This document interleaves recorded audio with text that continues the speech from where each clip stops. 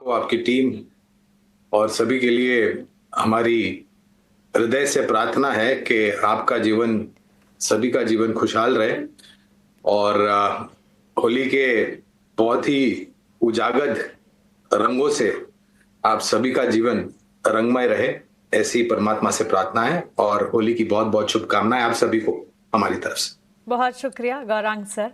Sir, भारतीय बाजार में भी अब उम्मीद तो यही है, इनफैक्ट नारा भी हमें लगा रहे हैं कि हरा रंग दिखे और लाल रंग जो है वो छटे लेकिन बाजार वॉलेटाइल सेंटिमेंट्स दिखा भी रहा है। अब क्या भी करे, ग्लोबल मार्केट से भी अनिश्चितताएं हैं। भारतीय बाजार वैसे कुछ तमाम ट्रिगर्स हैं जो कि पॉजिटिव होना चाहें तो हो सकते हैं। अभी इन्फ्लेशन का प्रिंट आया था, महंगाई को लेकर जो तकलीफें, चिंताएं कम होती नजर आ रही है। एफआईएस की वापसी का तो अब भी इंतजार है, लेकिन इस वक्त डेटा जो है कुछ कुछ अब पॉजिटिव आना शुरू भी हुए हैं। क्या राय होगी मार्केट्स पर आपकी? मानसी, स्थानीय मार्केट में से ऐसे कोई संकेत ही नहीं है कि बाजार में इस प्रकार की प्रतिक्रिया या परिस्थिति उभर करके हमें देखने मिले। ये जो पूरा दारोमदार जो है, इस पूरा बोझ जो इस गिरावट का हमने देखा है, वो अंतर्राष्ट्रीय स्तर से जो संकेत आए उसको लेकर के है। और अभी जब से राष्ट्रपति ट्रंप ने टैरिफ की बातें छेड़ी है, उसको लेकर के दबाव है और ये दबाव शायद 2 अप्रैल तक हमें देखना पड़ेगा, क्योंकि 2 अप्रैल वो तारीख है जहां पर रेसिप्रोकल टैरिफ की लागू हो जाएगा। जिस प्रकार से राष्ट्रपति ट्रंप ने टिप्पणी करी है, उन्होंने कई टिप्पणियां करी भी थी जिसको 1 महीने के लिए पीछे धकेल दिया गया है। तो अब देखना पड़ेगा कि किस प्रकार की परिस्थिति उभर करके आती है। लेकिन एक सही बात आपने भी कही, महंगाई दर काबू में आ रही है। जो अभी जो आंकड़े हमने देखे हैं, ब्याज दरों में कटौती की जारी रहेगी आने वाले समय में। महंगाई दर अगर नियंत्रण में रही, 10 अप्रैल से अगले महीने चौथी और आखिरी तिमाही के नतीजे आना शुरू हो जाएंगे। वहां पर रंग और रुझान थोड़ा और बेहतर हो, ऐसा हमारा अनुमान है।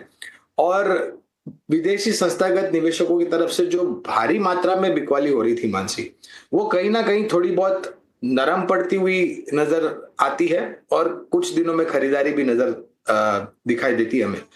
तो यहां से उभरने के लिए समय लगेगा। खाली एक ही चीज है, अमेरिका से राष्ट्रपति ट्रंप की टिप्पणियां और अंतरराष्ट्रीय स्तर पर प्रतिक्रिया विश्व भर के बाजार की, ये अगर थोड़ा बहुत साथ देती है तो हम शायद यहां से बेहतर तरीके से ऊपर उभर सकते हैं। लेकिन अभी नहीं तो मेरे ख्याल से अप्रैल के एक पहले दूसरे हफ्ते में शायद परिस्थिति यहां से और सुधरे, ऐसा अनुमान है। उम्मीद सभी यही कर रहे हैं कि परिस्थितियां अब यहां से सुधरती नजर आए आने वाले कुछ तिमाहियों में। लेकिन गौरांग सर, साथ ही ऑयल मार्केटिंग कंपनियां, ऑयल रिफाइनिंग काउंटर्स पिछले कुछ दिनों से अब फोकस रेडार पर है। कच्चे तेल की चाल से लिटरल ताल्लुक रहता है और कच्चे तेल की चाल हमने पिछले दिनों Brent crude $69 a barrel to $71 a barrel के आसपास देखा है। आज ही के सत्र में अगर देखेंगे, ONGC, oil India, oil refining counters जैसे एमआरपीएल, चेन्नई पेट्रो में अच्छा खासा एक्शन देखने को मिल रहा है। क्या इस पर कोई सेंटिमेंट्स डेवलप होते हुए आपको नजर आते हैं? जी, ये ऑयल मार्केटिंग कंपनीज और ऑयल एक्सप्लोरेशन कंपनीज, इन पर सकारात्मक सा रुझान, कच्चे तेल के दाम जो नीचे आ रहे हैं वो तब दिखाई देगा जब ये निरंतर नीचे की तरफ रहे। हफ्ते में 4 दिन या हफ्ते में 6 दिन या फिर एक हफ्ते अगर, या 2 हफ्ते भी अगर दाम नीचे रहते हैं तो इतना कोई प्रभाव नहीं पड़ता है। और हमारा आकलन और अनुमानित गणित ये कहता है कि अगर $70 के नीचे ब्रेंट प्रति बैरल और $65 प्रति बैरल के नीचे नाइमेक्स, ये दोनों ही अगर लंबी अवधि के लिए नीचे की तरफ रहते हैं तो न तो सिर्फ oil marketing companies, oil exploration companies, बल्कि बाकी अन्य क्षेत्र जो निर्भर हैं कच्चे तेल के ऊपर, उन पर भी आपको सकारात्मक असर आता हुआ दिखेगा। और कुछ बातें हमने सुनी थी कि ओपेक प्लस देशों के द्वारा उत्पादन बढ़ाया जाएगा और हिदायत दी गई थी अमेरिका के राष्ट्रपति की तरफ से ऑयल ओपेक प्लस देशों को कि वो अपने कच्चे तेल के दाम भी घटाएं। तो लंबी अवधि के लिए अगर नीचे रहते हैं तो सकारात्मक, और हमारे भारत जैसे देश को तो इसका और भी लाभ मिलेगा। Gaurang sir, I hear you there and except it also कि कच्चे तेल की चाल को नियंत्रण में रहना होगा। इनफैक्ट उबाल कम हो और लगातार $70 प्रति बैरल के नीचे अगर ट्रेड करता दिखे तब oil marketing, oil refining counters पर ज्यादा कन्विक्शन बन सकता है। चलिए, किसी भी बाजार की अगर बात करें गौरांग सर, बाजार बनता है क्षेत्रों से, सेक्टर्स से, और सेक्टर्स बनते हैं कंपनी से। और कंपनीज में जब अच्छे ग्रुप की हम बात करें, ऐसे ग्रुप जिन्होंने अपनी अच्छी इमेज बनाई हो, इस इमेज में सबसे आगे अगर देखा जाए तो कई सारे ग्रुप्स हैं जिसमें टाटा ग्रुप की भी बात होती है लगातार, जो कि अपने commitment, ethical businesses practice, social responsibilities के लिए काफी हद तक जाना जाता है। एक अच्छी साख, एक अच्छी इमेज तो बनाई है, लेकिन टाटा ग्रुप से जुड़ी जो लिस्टेड कंपनियां हैं उसमें से क्या निवेश का नजरिया बनता है आपके हिसाब से, और अगर हाँ तो टाटा ग्रुप से जुड़ी कौन सी कंपनी है जिस पर नजर रखनी चाहिए?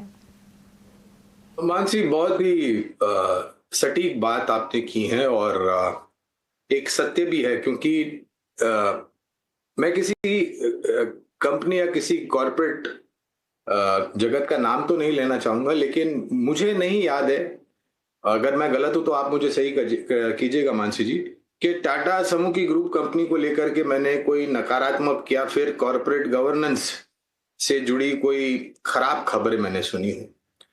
टाटा समूह पर या टाटा ग्रुप की कंपनियां हैं, मैं उसकी बात कर रहा हूं।